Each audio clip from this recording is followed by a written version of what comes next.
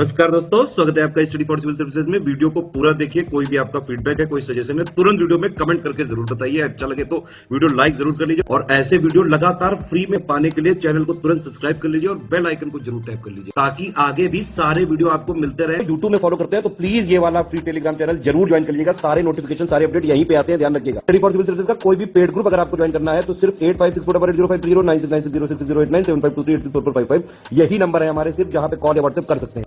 Instagram पे हमारा page जरूर फॉलो कर लीजिएगा, स्टडी फॉर सिविल .सर्विसेज है। ट्विटर पे हमको जरूर फॉलो कर लीजिएगा, @स्टडी फॉर सिविल्स है।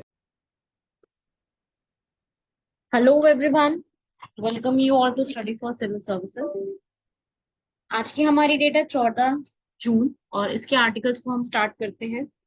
उससे पहले अगर आप में से किसी भी स्टूडेंट को इस पूरी पीडीएफ को चाहिए कि वीडियो एक्सप्लेनेशन तो मैं आपको दे रही हूँ, लेकिन अगर आप में से किसी भी स्टूडेंट को इसकी एक्सप्लेनेशन चाहिए तो आप लोग इन दिए गए नंबर्स पे कॉल करके पीडीएफ के लिए आप लोग पूछ सकते हैं। ये नंबर्स आपके सामने हैं। इन नंबर्स पे कॉल करके आप हमारे पेड ग्रुप को ज्वाइन करके जितनी भी करंट अफेयर्स की मंथली, वीकली एंड जैसे भी जिस भी तरीके की पीडीएफ जो है हम अपलोड करते हैं रेगुलरली, वो आप यहाँ से ले सकते हैं। बढ़ते हैं हमारे आज के आर्टिकल्स की तरफ। आज का फर्स्ट आर्टिकल है गुलाबी मीनाकरी हैंडीक्राफ्ट के ऊपर। सेकेंड आर्टिकल है हम लोगों का राम प्रसाद बिस्मिल। थर्ड है एमएसपी, जिसे हम कहते हैं मिनिमम सपोर्ट प्राइस, न्यूनतम समर्थन मूल्य।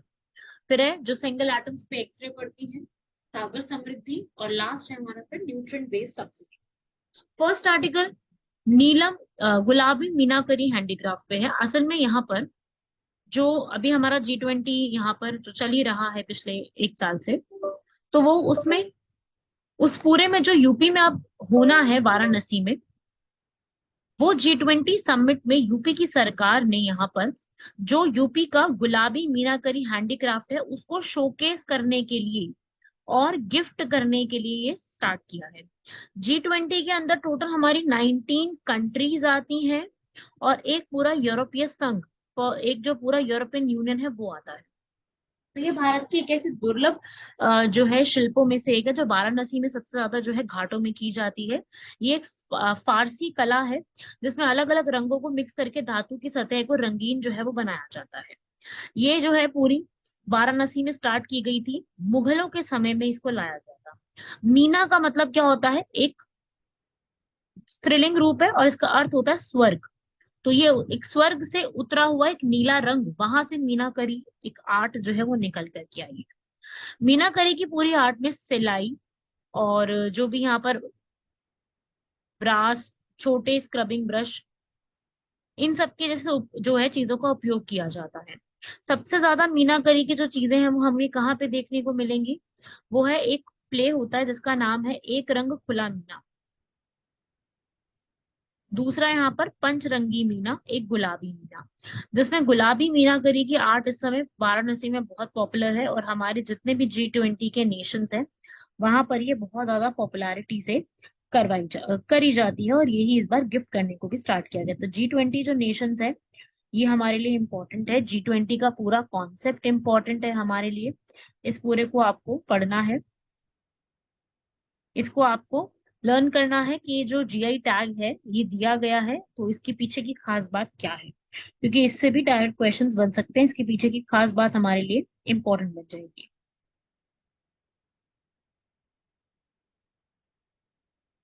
बढ़ते हैं हमारे सेकंड आर्टिकल की तरफ। ये है राम प्रसाद बिस्मिल। देखिए, राम प्रसाद बिस्मिल जो है एग्जाम में इनसे प्रीलिम्स का जो क्वेश्चन होता है ना, उससे क्वेश्चन बन सकते हैं। इनकी लाइफ से जुड़े हुए इन्होंने जितने भी काम करे हैं उस तरीके से। तो राम प्रसाद बिस्मिल एक क्रांतिकारी भी थे और एक कवि। ये एक ऐसे रिवॉल्यूशनरी फ्रीडम फाइटर थे जो कि दिल से तो एक पूरी तरीके से आप कह लो कि कवि थे। इन्होंने जो काकोरी ट्रेन कांड में जो इन्होंने हिस्सेदारी की थी उसके लिए सबसे ज्यादा इनको जाना जाता है। इनका जो जन्म है वो यूपी में ही हुआ था। ठीक है, आज के समय के जो है यूपी, उस समय का यूनाइटेड प्रोविंस शाहजहांपुर में हुआ था, जिनको यहाँ पे जाना जाता है। आपका जो अब एग्जाम आ रहा है यूपी पीसीएस मेंस का, मेंस के एग्जाम में यूपी स्पेशल में पूछा जा सकता है कि राम प्रसाद बिस्मिल के ऐसे कौन से एफर्ट्स थे जैसे उनको हम एक क्रांतिकारी के रूप में जानते हैं। तो वो क्वेश्चन बन सकता है जिससे आपको ये पता होना चाहिए पहले तो इनका जन्म यूपी में कहाँ हुआ था। और ये भारत के सबसे सम्मानित स्वतंत्रता सेनानियों में से एक है जिन्होंने अपने क्रांतिकारी उत्साह के साथ साथ अपने काव्य गहराई के लिए भी काफी जाने जाते हैं। इन्होंने मेनपुर कॉन्स्पिरेसी केस और काकोरी केस दोनों के लिए जाने जाते हैं। इन्होंने ही पहले HRA की स्थापना की थी। HRA हिंदुस्तान रिपब्लिक एसोसिएशन जो बाद में चल के HSRA बन गया था। इन्होंने आर्य समाज जो कि दयानंद सरस्वती द्वारा बनाया गया था उसको इन्होंने ज्वाइन किया था और बाद में आगे चल के हिंदी और उर्दू में बहुत सारी इन्होंने पोएम्स लिखी थी जिसमें ये बिस्मिल के नाम से जो है फेमस हुए थे। 18 साल की उम्र में उन्होंने आर्य समाज मिशनरी भाई परमानंद को दिए गए मृत्यु दंड पर अपना गुस्सा निकालते हुए मेरा जन्म कविता भी उन्होंने लिखी थी। तो क्वेश्चन हमसे बन सकता है मेरा जन्म कविता जो है वो किस परिपेक्ष में लिखी गई थी, या मेरा जन्म कविता जो है वो किस व्यक्ति ने लिखी है। इस प्रकार का सवाल बन सकता है। और उसके साथ साथ फिर यहाँ पर बहुत सारे विरोध और सारे जो है आपस में बातें बढ़ती गई। इसके बाद इन्होंने यहाँ पर भगत सिंह, चंद्रशेखर आजाद, सचिंद्रनाथ सान्याल इनके साथ मिलकर के हिंदुस्तान रिपब्लिक एसोसिएशन का गठन किया। उसके बाद यहाँ पर 9 अगस्त 1925 को एक घटना होती है जिसे हम सभी लोग जानते हैं, काकोरी। राम प्रसाद बिस्मिल ने अशफाक उल्ला खान, सचिंद्रनाथ सान्याल, मुकुंद गुप्ता, बनवारी लाल इन सभी के साथ मिलकर के काकोरी, जो कि एक ट्रेन जा रही थी लखनऊ से सहारनपुर, जो ये ट्रेन जा रही थी उसके बीच में जहां पे एक स्टॉप आना था वहां पे रुक करके ट्रेन में लूटपाट मचाने की कोशिश करी थी। तो वहां पर इसी चीज के लिए जाने जाते हैं। और इसके पूरे इसके सबके बाद जो है अशफाक उल्ला खान, सचिंद्रनाथ बख्शी, राजेंद्र लाहिड़ी, राम प्रसाद बिस्मिल इन सबको मृत्यु दंड जो है वो दे दिया गया था। और यहाँ पर इन्होंने जो है अपना अपना जेल में बैठ करके ही पूरी अपनी आत्मकथा जो है वो भी लिखी थी। अपने होठों पर जय हिंद शब्दों के साथ 30 वर्षीय बिस्मिल को 1927 को गोरखपुर के जेल में फांसी दे दी गई थी और राप्ती नदी के तट पर उनका अंतिम संस्कार फिर आगे चल के किया गया था। और इसी स्थल को आज के समय में हम राजघाट के नाम से भी जानते हैं। तो ये थोड़ी सी छोटी सी स्टोरी थी राम प्रसाद बिस्मिल की जो हमसे एग्जाम के लिए पूछी जा सकती है क्योंकि हमारे लिए इंपॉर्टेंट है। एग्जाम में सीधा सीधा सवाल बन सकते हैं इससे। आप सभी लोगों को यहाँ पर पूरा का पूरा लर्न करना है, इस पूरे टॉपिक को पढ़ना है कि वहां पे किस प्रकार से, मतलब ये जो योगदान है मैं आपको बताऊं तो योगदान हमारे लिए बहुत ज्यादा इंपॉर्टेंट हो जाएगा। ठीक है, योगदान हमारे जो है सीधे सीधे एग्जाम में उससे सवाल सीधा बनेगा, या तो आपसे मेंस पे लिखने के लिए आएगा या फिर आगे चल के आप जब आगे एग्जाम्स की और भी प्रीलिम्स की तैयारी करेंगे या बाकी एग्जाम्स के लिए तो उसमें जो है आपके एग्जाम में राम प्रसाद बिस्मिल के लिए जो है वो सीधा सीधा सवाल बन सकता है। ठीक है भाई, सो ये आप लोग पूरा जो है वो कंप्लीट कीजिएगा और ये पूरा करने के बाद बताइएगा क्लियर है या नहीं ये चीज। ठीक है भाई, लर्न हो जाएगा सभी लोगों को। अब है हमारा थर्ड टॉपिक, वो है minimum support price. Minimum support price सभी लोग जानते हैं, सभी लोगों ने सबको भली भांति सुना हुआ है। न्यूनतम समर्थन मूल्य MSP। MSP बढ़ने के बाद फसल की कमी से महंगाई जो है वो बढ़ सकती है, अभी ये जो है वो देखा गया है। सो उस प्रकार से कृषि उपज के लिए जो हमारा न्यूनतम समर्थन मूल्य है उसमें 5 से 11% की वृद्धि जो है वो देखने को मिली है। तो भारतीय रिजर्व बैंक ने, वैसे तो देखो अभी अपनी मॉनेटरी पॉलिसी में कुछ खास चेंज किया नहीं है लेकिन MSP में चेंजेस आए हैं। MSP के ऊपर कई बार पहले भी क्वेश्चन UPSC भी पूछ चुकी है, UPPCS भी पूछ चुकी है। MSP तो अपने आप में काफी इंपॉर्टेंट है। MSP जिसका मतलब होता है न्यूनतम समर्थन मूल्य, ये भारत सरकार द्वारा कृषि की कीमतों में किसी भी तेज गिरावट के विरुद्ध बीमा करने के लिए बाजार का हस्तक्षेप का एक रूप होता है जिसमें अगर कभी भी, जैसे इतना तो भाई एक फार्मर को अपनी फसल के लिए प्राइस मिलेगा ही मिलेगा किसी भी हालत में, उसे ही हम कहते हैं MSP। MSP का उद्देश्य क्या होता है? संकट बिक्री से किसानों का संरक्षण करना और सार्वजनिक वितरण के लिए खाद्यान्न को खरीदना। सरकार यहाँ पे खरीद देती है, सरकार के बेस पर यहाँ पर food corporation of India FCI जो है यहाँ पर प्रोक्योर कर लेती है, पूरा खरीद। ठीक है, बम्पर उत्पादन बाजार में आधिक्य के कारण वस्तु का बाजार मूल्य न्यूनतम मूल्य से कम होने की स्थिति में जो सरकार की एजेंसियां होती हैं वही पूरा यहाँ पर खरीद फरोख्त कर देती है, जिससे क्या होता है कभी भी नुकसान नहीं होता किसानों को। तो यहाँ पर किसानों को किसी भी प्रकार का यहाँ पर झेलना ना पड़े, उसी के लिए ये सारी चीजें खरीदी जाती है। ठीक है भाई, किसानों को कृषि सुधार के लिए पूंजी निवेश के लिए प्रेरित यहाँ पे किया जाता है। तो ये सारी चीजें जो है इससे बेनिफिट में आ जाती हैं सरकार को, किसानों को यहाँ पर थोड़ा सा फायदा मिल जाता है। और ये जो पूरी अनाउंस की जाती है ये अभी के लिए 22 फसलों पे की जाती है, जिसमें से 7 जो है वो अनाज की फसलें हैं, धान गेहूं जौ ज्वार बाजरा मक्का रागी। 5 उसमें दालें हैं, चना अरहर तूर मूंग उड़द मसूर। 7 उसमें तिलहन है, मूंगफली सरसों सोयाबीन सूरजमुखी तिल कुसुम बीज नाइजर बीज। फिर उसमें कोपरा कच्चा जूट, इन सब के लिए यहाँ पर उसको किया जाता है। और ये जो पूरा एक एमएसपी काउंट किया जाता है, ये एमएसपी काउंट करने का जो पूरा तरीका है, ये यहाँ पर सीएसीपी जो है वो चेक करती है, commission for agricultural cost and prices. कृषि लागत और मूल्य आयोग उस पूरे को चेक करता है, जिसके अंदर उत्पादक की लागत, मांग आपूर्ति, बाजार में किस तरीके का रुझान चल रहा है, फसल का कितनी समानता चल रही है, कृषि और गैर कृषि के बीच में व्यापार की शर्तें, उत्पादन लागत पर 50% का लाभ, न्यूनतम समर्थन किस सब चीजें जो है यहाँ पे चेक करके सीएसीपी यहाँ पर रिकमेंडेशन देती है, और उसके बाद फिर आगे चल के सरकार जो है इसको अनाउंस करती है। ठीक है भाई, इसका वैसे एक फॉर्मूला होता है, 2 फॉर्मूला होते हैं इसको चेक करने के लिए। एक होता है A2+FL फॉर्मूला, जिसके अंदर सारी की सारी कॉस्ट जो है वो चेक की जाती है, जिसके अंदर चाहे हमारी सीड्स हो, फर्टिलाइजर्स हो, पेस्टिसाइड्स हो, सब चीजें चेक की जाती है। A2+ का मतलब सारी जितनी भी लेबर वगैरह सबकी कॉस्टिंग इंक्लूड हो जाती है। C2 मेथड जो थोड़ा सा और ज्यादा कॉम्प्रिहेंसिव होता है, वो भी चेक किया जाता है। तो दोनों मेथड्स को यहाँ पर आप चेक करके जो सीएसीपी है वो सारी चीजों को यहाँ पर बता पाता है। अब एमएसपी में फार्मर्स का ऐसा कहना है कि पिछले 3 महीने में मसूर और सरसों के अलावा जितना भी एमएसपी आया है उनसे कोई भी 6% की मौजूदा मुद्रास्फीति से अधिक बढ़ा ही नहीं है। सरकार द्वारा उत्पादन लागत की गणना के लिए ये जो अभी A2FL वाली पद्धति का इस्तेमाल किया जा रहा है, जबकि हम लोग चाहते हैं कि C2 वाली पद्धति का इस्तेमाल किया जाए, जो कि स्वामीनाथन कमेटी द्वारा भी रिकमेंड किया गया था। क्योंकि अभी इसमें कमियां क्या चल रही है, देखो अभी फिलहाल के लिए जो कमी चल रही है वो कुछ इस प्रकार से है कि जितनी भी एमएसपी आ रही है उसमें जो है कृषि उत्पादों में मूल्य में वृद्धि होती जा रही है, जिसकी वजह से जो बाजार है उसमें कृषि उत्पाद प्रतिस्पर्धा से भर जाते हैं। और किसान द्वारा बाजार विकल्प पर विचार करने के बाद अक्सर सरकार खरीद नहीं करती है। बाजार परिदृश्य के आधार पर ही भविष्य के लिए आगे वादे भी किए जाते हैं। तो एमएसपी के साथ आज के समय में कई सारे फ्लॉज भी जुड़े हुए हैं, इसकी वजह से ये चीज, तो ये प्रॉब्लम जो आती है एमएसपी पे, उसी को रिड्यूस करने के लिए सरकार भी यहाँ पर स्टेप्स लेने की बात है।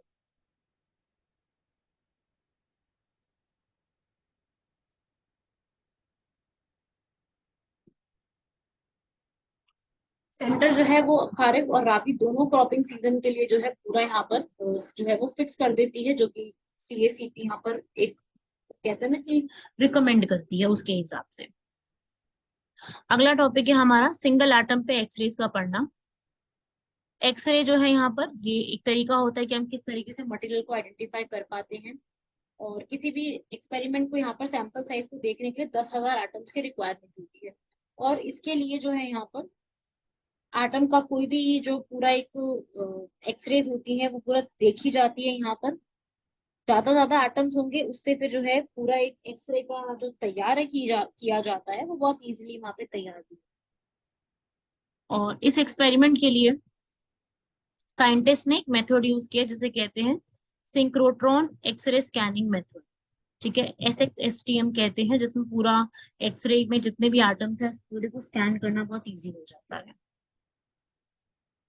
इसके लिए यहाँ पर केवल एक परमाणु का उपयोग करके पदार्थ की पहचान करने से पदार्थ विज्ञान क्वांटम मैकेनिक्स इन सब में काफी ज्यादा रिसर्च वर्क बढ़ सकता है। एक्सरे आप सभी लोग जानते हैं, एक्सरे एक तरीके की इलेक्ट्रोमैग्नेटिक रेडिएशन होती है जो 0.01 से लेकर 10 नैनोमीटर तक पूरा ट्रैवल करती है। इसको आप एक्सरे की हम कहाँ कहाँ पे यूज करते हैं, एक्सरे को हम लोग फ्रैक्चर को चेक करने में, न्यूमोनिया को स्पॉट करने में, कैंसर के लिए, ट्यूमर्स के लिए, हर एक रेस को चेक करने के लिए हम एक्सरेज का खूब इस्तेमाल करते हैं। एक्सरेज के ही से ही हम जितने भी सेल्स होते हैं, मैलिग्नेंट सेल्स जो होते हैं, उनको भी हम यहाँ पर रेडिएशन थेरेपी से किल कर पाना हमारे लिए आसान हो जाता है। एक्सरेज जो है यहाँ पर इनकी वेवलेंथ काफी शॉर्ट होती है, जिसकी वजह से हम यहाँ पर नॉर्मल माइक्रोस्कोप से हम जो चीजें नहीं देख पाते हैं वो हम यहाँ पर इजिली चीजों को देख पाते हैं। जितनी भी चीजें होती है वो इजिली यहाँ पर विजिबल हो जाती है। इन्हीं का इस्तेमाल किया जाता है इन सारी चीजों के लिए भी।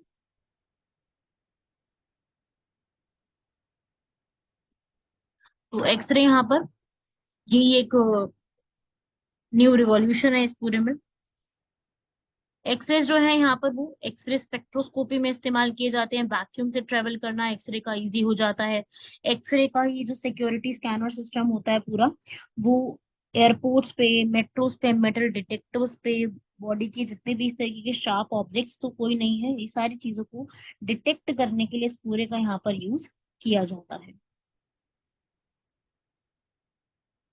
राइट, एक्सरे का यूज तो सब लोग जानते हैं, सभी लोगों इसको मतलब कभी ना कभी एनकाउंटर हुए हैं इन चीजों से, so everybody knows about that. चलिए नेक्स्ट बढ़ते हैं आगे। सागर समृद्धि बहुत इंपॉर्टेंट है। यहाँ पर एक ये नया पोर्टल लॉन्च हुआ है जिसका नाम है सागर समृद्धि। जो है यहाँ पर यूनियन मिनिस्टर जो है उन्होंने यहाँ पर आयुष सरबंदा सोनवाल, उन्होंने सागर समृद्धि पोर्टल लॉन्च किया जिससे वेस्ट टू वेल्थ में जाएंगे। सागर समृद्धि क्या चीज है, जिसमें जितने भी हमारे यहाँ पर पोर्ट्स, वाटरवेज और कोस्ट सारी चीजें हैं उनमें एक टेक्नोलॉजी ऐड की जाएगी जिसमें मॉनिटर करना बहुत आसान हो जाएगा। मॉनिटर का मतलब क्या होता है, नजर रखना। पूरे सिस्टम पे नजर रखना आसान हो जाएगा और ड्रेजिंग सामग्री के मुद्रीकरण पर भी काफी ज्यादा नजर रख सकते हैं कि हम किस तरीके से पैसों का आवाजाही बढ़ रही है, वो सारी चीजें भी चेक कर सकते हैं। तो यहाँ पर मॉनिटरिंग जो है वो की जाएंगी। जितने भी हमारे मेजर पोर्ट्स हैं, अभी देखिए हमारे पास जो मेजर पोर्ट्स हैं वो टोटल नंबर 12 है। हमारे 12 मेजर पोर्ट्स जो हैं, इस पूरे मॉनिटरिंग सिस्टम के जरिए हम लोग यहाँ पर पूरा कॉस्ट कटिंग और सब चीजों को हटा करके पूरा एक सिस्टम तैयार करा है सागर से समृद्धि, जिसमें डेली कितना यहाँ पे सामान आ रहा है, जा रहा है, हर एक चीज का ऑनलाइन रिकॉर्ड के थ्रू यहाँ पर मेजर होगा, विजुअलाइजेशन होगी, मॉनिटरिंग की जाएगी और लोकेशन का पूरा डेटा भी ट्रैक किया जाएगा, लोकेशन का डेटा भी चेक किया जाएगा। इसमें क्या होता है कि ड्रेजर्स क्या होते हैं, ड्रेजर्स का मतलब होता है कि भाई जो नदियां, झीलें, बंदरगाह होते हैं, वहां के आसपास जो बहुत सारा मलबा इकट्ठा हो जाता है, सभी लोग जानते हैं वहां आसपास काफी सारा मलबा भी इकट्ठा हो जाता है। मलबा जैसे कि वहां पर कोई पत्थर हो गए, कोई वहां पर छोटे छोटे से कंकड़ हो गए या बड़े पत्थर भी हो सकते हैं, तो ये बहुत सारा मलबा इकट्ठा हो जाता है, उस मलबे को वहां से हटा दिया जाता है। और ये जो है ये बहुत जरूरी है करना, क्योंकि उससे ना जो पार्ट्स होते हैं वो भी कभी खराब नहीं होते और पूरा एक रेगुलरिटी और सही तरीके से चीजें बढ़ती रहती हैं, चलती रहती हैं। तो ये एक लॉन्च करना जरूरी था, तो हमारी मिनिस्ट्री ने यहाँ पर सागर से समृद्धि पोर्टल लॉन्च किया वेस्ट टू वेल्थ के इनिशिएटिव के अंदर, जहाँ पे सारा कुछ यहाँ पे चेक किया जा सकता है कि हमारे जितना भी यहाँ पर शिप्स आती जाती हैं, पूरा जो शिप सिस्टम है पूरा इम्पोर्ट और एक्सपोर्ट का, उसमें कहीं पर भी कोई बीच में प्रॉब्लम तो नहीं क्रिएट होगी, कहीं किसी चीज से शिप को नुकसान तो नहीं पहुंचेगा या कभी किसी चीज से मरीन एनिमल्स को नुकसान तो नहीं पहुंच रहा है। तो ये जो है ये पूरे वर्ल्ड में किया जाता है, इसी के ऊपर नजर रखने के लिए जितनी भी ड्रेजिंग्स हैं वहां पे ये किया जाता है, ताकि सप्लाई चेन में कभी भी कोई भी समस्या ना आए और डिसरप्ट तरीके से पूरी सप्लाई चेन 1 to 1 काम कर सके। तो ये पूरा सिस्टम है कि आप याद रखेंगे, ये है सागर से समृद्धि पोर्टल सिस्टम, मॉनिटरिंग सिस्टम है पूरे सब चीजों को चेक करने के लिए। ठीक है भाई, लिख लेना इस पूरे सिस्टम को, यह हमारे लिए इम्पोर्टेंट है। लास्ट हमारा आज का आर्टिकल है न्यूट्रिएंट बेस्ड सब्सिडी। अभी यहाँ पर जो मैंने आपको बताया था ना एमएसपी के बारे में, तो वहीं पर ही जो सीएसीपी है उन्होंने यहाँ पर बोला है कि यहाँ पर पोषक तत्व आधारित सब्सिडी जो हम देते हैं उसमें यूरिया को भी इंक्लूड करा जाए। यहाँ पर सीएसीपी पूरा लिमिट बताती है कि भाई एक फार्मर को जो है फर्टिलाइजर्स का कितना यहाँ पर जो है वो सब्सिडी देनी है, ताकि सरकार पे भी बहुत ज्यादा जोर ना पड़े सब्सिडी का। तो यहाँ पर सारी चीजें बताई जाती है। तो ये जब पूरी चीजें बताई जाती है तो गवर्नमेंट यहाँ पर जो है वो यहाँ पर हमारे जो फार्मर्स हैं उनको सब्सिडाइज्ड तरीके से फर्टिलाइजर्स और सारी चीजों को देते हैं। तो यहाँ पर जो यूरिया है ना, अभी यूरिया यहाँ पर आज भी जो है अधिसूचित अधिकतम खुदरा मूल्य पर ही दिया जाता है, जबकि जो फॉस्फेट है, पोटाश है, वो यहाँ पर तो ये कोशिश की जा रही है कि इसको पूरे को लागू किया जाए। तो कमीशन ने ये चीज बोली कि यूरिया को भी इस पूरे में लाओ, ताकि हम न्यूट्रिएंट्स के अंदर जो भी इम्बैलेंस आता है, प्रॉब्लम क्रिएट होती है, उसको हम यहाँ पर बैलेंस कर सके, ताकि फर्टिलाइजर की सब्सिडीज जो बढ़ रही है यहाँ पर, उसको भी हम एक सिंगल यूज में उसको हम यहाँ पर लेके आ सकते हैं। मतलब एक तरीके से प्रॉपर एक ही चीज ला सकते हैं। यूरिया अभी तक इसमें आता नहीं है, वो यहाँ पर अभी तक जो है न्यूट्रिएंट बेस्ड जो सब्सिडी दी जाती है उसमें सिर्फ और सिर्फ अभी जो नॉन यूरिया है, मतलब फॉस्फोरस और पोटेशियम, केवल वही चीजें आती है। तो अभी इसको बाहर निकाल दिया गया है। अब इसको इंक्लूड करने की बात की गई है। इसकी जरूरत क्या है, मतलब क्या फायदा मिल जाएगा अगर हम इंक्लूड कर देंगे? तो देखो भाई, इसके अंदर यहाँ पर इससे फायदा क्या होगा कि जितना भी फर्टिलाइजर्स हैं, एफिशिएंसी है वो काफी कम होती गई है, क्योंकि हमारा न्यूट्रिएंट्स का जो जो यूज है ना वो सही नहीं है, वो थोड़ा डिसबैलेंस्ड है, जिसकी वजह से सॉइल को ऑर्गेनिक कार्बन, फर्टिलाइजर्स की सब्सिडी, ये सब प्रॉब्लम क्रिएट करती है। अगर हम इसको बैलेंस में ले आएंगे, अगर बैलेंस में ले आए कि हमें न्यूट्रिएंट्स में NPK, urea, nitrogen, potassium, calcium, urea, इन सब का किस तरीके से इस्तेमाल करना है, कितना कितना बैलेंस प्रपोर्शन में इस्तेमाल करना है, उससे बहुत आसान हो जाएगा। तो न्यूट्रिएंट बेस्ड सब्सिडी ऐसा नहीं कि आज से दी जाती है, ये बहुत पुराना इनिशिएटिव है। 2010 में आया था, ये एक कंसेशन स्कीम आई थी, उसके तहत किया गया था, जिसमें यहाँ पर न्यूट्रिएंट्स जो होंगे ना, जो आप डालते हैं फर्टिलाइजर्स के रूप में, जैसे कि NPK, इन सब का सरकार ने रेट फिक्स किया था। ठीक है, यूरिया को छोड़ के बाकी सबके लिए कर दिया गया है। ठीक है, लेकिन MRP से ऊपर भी आप यूरिया को सेल नहीं कर सकते, वो MRP से के उतना ही रहेगा। तो ये सिस्टम था, इसे सरकार ने न्यूट्रिएंट बेस्ड, अभी ये बोला गया है कि भाई 2010 में जितना चल रहा था ठीक है, पर अभी फिलहाल के लिए क्या करना चाहिए, यूरिया को भी उसमें इंक्लूड करना चाहिए। तो इससे जुड़े हुए इश्यूज भी है, क्योंकि यूरिया को आपने लेफ्ट आउट कर दिया, तो अब बाकी सबको कर रहे हैं, तो यूरिया को भी करना चाहिए, क्योंकि यूरिया का भी बहुत बड़ा रोल है। और इम्बैलेंस क्रिएट हो जाता है जब सारी फर्टिलाइजर्स का उसमें करेक्ट प्रपोर्शन में अमाउंट नहीं होता है। ठीक है भाई। और यहाँ पर इकोनॉमी और एनवायरनमेंट पे भी इम्पैक्ट पड़ता है। क्यों? कि अगर जो सरकार खाद्य चीजों पे सब्सिडी देती है, उसके बाद सबसे बड़ी सब्सिडी फर्टिलाइजर्स पे देती है। तो अगर हम सब्सिडी नहीं देंगे और सारा बैलेंस में नहीं चलेगा, तो अर्थव्यवस्था ही नहीं बल्कि यहाँ पर जो देश की मिट्टी है वो भी काफी ज्यादा नुकसान पहुंच सकती है। काला बाजारी भी बहुत ज्यादा देखने को मिलती है इस चीजों में। और ये सारी जो चीजें, इसको रोकने के लिए CACP ने अभी इसकी एक रिकमेंडेशन दी है। बाकी ये रिकमेंडेशन अभी कंप्लीट नहीं हुई है, बस एक रिकमेंडेशन। ठीक है, अभी ये बोला गया है। तो आगे चल के पूरी फर्टिलाइजर्स की सब्सिडी को आगे चल के हो सकता है प्रॉपर जो है वो सिस्टमैटिक भी बना दिया जाए, और इसकी आयात पर भी काफी जो है वो देखा जाएगा, और जितना भी इसके ऊपर सब्सिडी दी जाएगी वो जो है कैसे किया जाएगा, direct DBT, direct benefit transfer के तहत जो है यहाँ पर फॉरवर्ड किए जाएंगे। DBT का मतलब डायरेक्टली उनके बैंक अकाउंट में ही सीधा कैश को प्रोवाइड कर दिया जाएगा, फिक्स अमाउंट में उनको पूरा का पूरा कैश में ही ट्रांसफर आगे की तरफ कर दिया जाएगा। उसे कहते हैं डायरेक्ट बेनिफिट ट्रांसफर। ठीक है, ताकि जो है हमारी सॉइल की जो हेल्थ है उसको भी नुकसान ना पहुंचे और चीजें भी यहाँ पर सेटल्ड है। ये चीज जो है इस पूरे आर्टिकल में याद रखिए।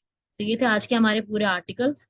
अब यहाँ पर हमारे दो क्वेश्चंस को हम लोग देखते हैं, जिसमें सबसे पहला क्वेश्चन है, नामदाफा टाइगर रिजर्व जो कि चांगलांग डिस्ट्रिक्ट अरुणाचल प्रदेश में लोकेटेड है, ये एक ऐसी रिवर का नाम है जो कि दाफा बम से निकलती है और दिहिंग रिवर को मिलती है। ठीक है भाई, यहाँ पर जो है, जो हमारा बिग कैट्स हैं, जैसे कि tiger, leopard, snow leopard, clouded leopard, उनकी स्पीशीज आपको यहाँ पर देखने को मिलेंगी इंडिया में। ये एक ऐसा ही ओनली नेशनल पार्क है जहाँ पर आपको जो है फेलाइन स्पीशीज जो होती हैं चार, वो आपको एक साथ देखने को मिलेंगी इंडिया में। तो ये नामदाफा कहाँ पर है? अरुणाचल प्रदेश। इंपॉर्टेंट है, चांगलांग में है, न्यूज में है। और ये जो फोर्थ पॉइंट है, ये इसलिए मैंने इंक्लूड किया है क्योंकि हाल फिलहाल में मोदी जी ने अभी इंटरनेशनल बिग कैट्स अलायंस को यहाँ पर सेटअप किया है। अब ये बिग कैट अलायंस यहाँ पे सेटअप किया गया है, तो हमारे लिए इंपॉर्टेंट बन जाएगा, और ये हमें पता होना चाहिए कि इंडिया का ऐसा इकलौता कौन सा नेशनल पार्क है जहाँ पे ये चारों स्पीशीज हमें देखने को मिलेंगी। तो ये हमारे लिए काफी इंपॉर्टेंट टॉपिक है, ये फोर्थ वाला पॉइंट काफी इंपॉर्टेंट है, इसीलिए इसको इंक्लूड किया गया है। क्योंकि अभी G20 की साइडलाइंस में ही इस इंटरनेशनल बिग कैट्स अलायंस को स्टार्ट किया गया। तो सारी स्टेटमेंट इसमें करेक्ट लिखी हुई है, आंसर हो जाएगा ऑल ऑफ द अबव। अगला है भाई लास्ट, गिलगित मैन्यूस्क्रिप्ट्स। गिलगिट की जो मैन्यूस्क्रिप्ट्स है, ये बहुत पुरानी मैन्यूस्क्रिप्ट्स है, इंडिया की जो सबसे पुरानी सर्वाइविंग मैन्यूस्क्रिप्ट्स हैं, जिसमें बुद्धिस्ट वर्क्स को काफी ज्यादा देखा गया, बुद्धिज्म से जुड़ा हुआ काफी सारा वर्क जो है हमें देखने को मिलेगा। और यहाँ पर चाइनीज लैंग्वेज में पूरी की पूरी चीजें लिखी गई हैं। और ये मैन्युस्क्रिप्ट में बुद्धिस्ट समृद्धि राज सूत्र, सदगर्मा पुनर्दिका सूत्र, इन सब से जुड़ी हुई जो है वो सारी चीजें आपको लिखी हुई मिलेंगी। ये एक ऐसी डिस्कवर्ड चीजें हैं जो कि नौपुर विलेज, गिलगिट कश्मीर 1931 में बहुत पुराने स्तूप के ऊपर लिखी गई है, एक तरीके की मैन्युस्क्रिप्ट से। तो ये मैन्युस्क्रिप्ट जो है यहाँ पर आपको काफी सारी बहुत पुरानी है, जिसमें बाक और क्ले कोटेड है, ये बहुत पुरानी यहाँ पर ये सर्वाइविंग मैन्युस्क्रिप्ट्स में से एक काउंट की जाती है। तो ये आपको थोड़ा सा आइडिया होना चाहिए। ये अभी थोड़ी सी न्यूज में चल रही थी, डिस्कवर की गई है, बस ये थोड़ी सी याद रखिएगा। इसमें सिर्फ कैनोनिकल नहीं, नॉन कैनोनिकल टेक्स्ट भी है। एंड इसमें सिर्फ और सिर्फ ये वर्ड मैंने नोटिस नहीं किया, ओनली नहीं आएगा, चाइनीज लैंग्वेज और संस्कृत दोनों लैंग्वेज में आपको देखने को मिलेंगी। तो दोनों लैंग्वेज के ही ये गिलगिट मैन्युस्क्रिप्ट्स हैं, वो देखने को मिलेंगे। ठीक है भाई, इसको आप नोट कर लीजिए पूरा, और ये आपका आंसर हो जाएगा सी बार। ठीक है भाई, यहाँ तक कंप्लीट कीजिएगा। ये था हमारा आज का लेक्चर, मिलते हैं आपके नेक्स्ट लेक्चर में, तब तक के लिए धन्यवाद, शुक्रिया, जय।